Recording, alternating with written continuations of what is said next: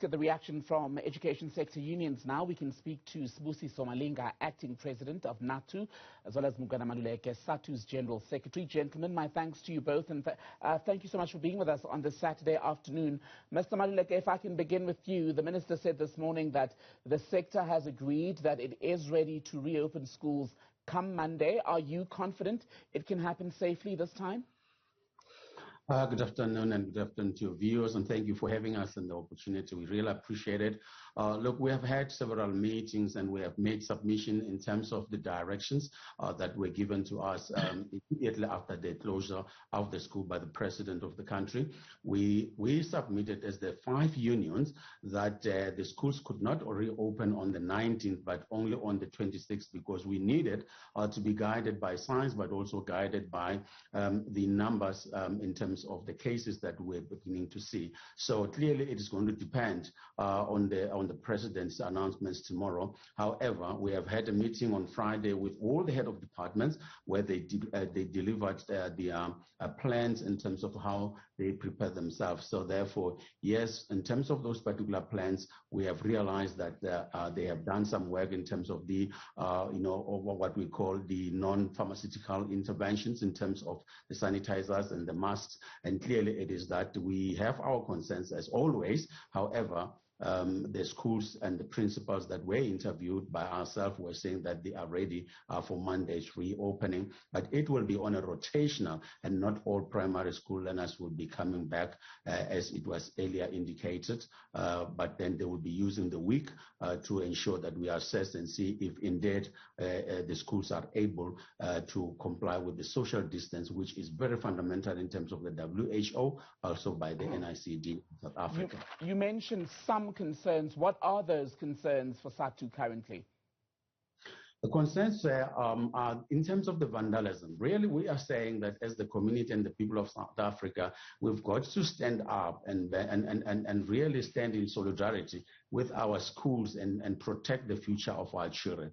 Vandalizing the schools is the looting of the future of this country and the future of our children. And we cannot stand by and just look at the schools being vandalized. I mean, we are a sick society where you attack the future, where you destroy what is going to build. The other concern really is that we cannot have a situation where more than 2.9 billion has been cut from the education budget, and that translates basically in some provinces to 7 billion, 5 billion per province in terms of the cut in the budget of education when we are facing a pandemic, but also facing the apartheid legacy in terms of the backlogs, in terms of infrastructure, especially water and ablution facilities. The other concern really is how we conceptualize, and the department keep on forgetting that a school consists of parents and grandparents and the teachers and the education personnel.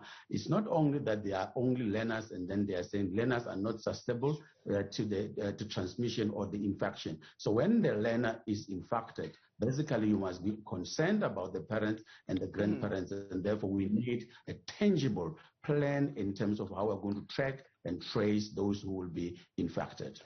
So Malinga, let me come to you, acting president of NATU, the other teachers union. So we've just been speaking with Mr. Maluleke about the damage suffered by schools during the week of unrest that we saw last week.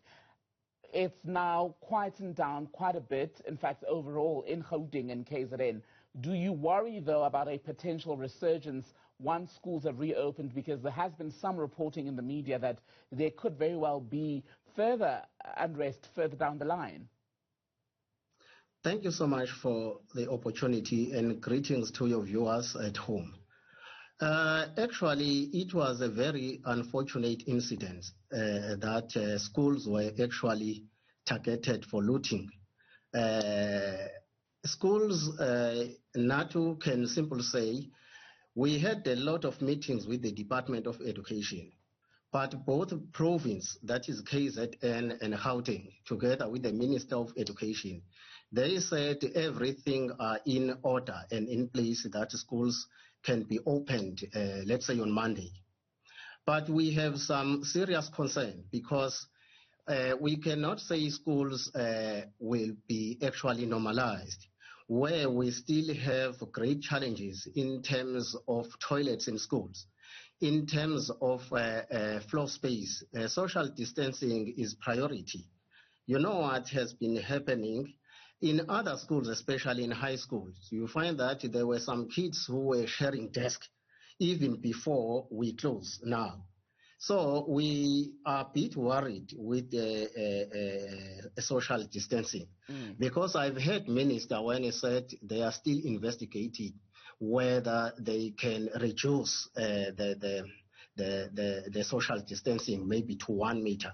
This is totally unacceptable because we cannot compromise the lives of the learners as well as teachers. Remember, education is a societal issue. We need to engage all those who have interest in education. Coming directly to the issue of schools that have been vandalized, we as NATU, we support that the SAPS unions, SGBs and community at large, they have an obligation to make sure that those schools are actually safe. But we also want to raise the issue of security guards because some schools do not have security guards as we speak, because the department came with a program to say when a security guard actually dies or actually resigns, it means that post automatically freezes, which leaves schools actually vulnerable even under normal circumstances. Okay. Let alone the issue that has been faced in the last 2 weeks in the two provinces. So we say the department should come with a clear plan actually to deal with that. And we have also an obligation, the department and unions, to raise the issue of awareness to the community to say, let us make sure that our schools are safe and we cannot allow any citizen or of the Republic to target schools for whatever reasons. Mr. Malinga, you mentioned the issue of COVID-19 at the beginning of your response. The Basic Education Minister today very happy with the fact that the majority of the 582,000 teachers and other school staff have indeed come up and received a vaccination, but there is still a balance because if that's at about 89%, you've got 11% who are not vaccinated, either because they were vaccine skeptics, some of them had tested positive for COVID and had to be in recovery, which meant they couldn't be vaccinated. Do you worry about the safety of those people as far as the pandemic once learning resumes on Monday?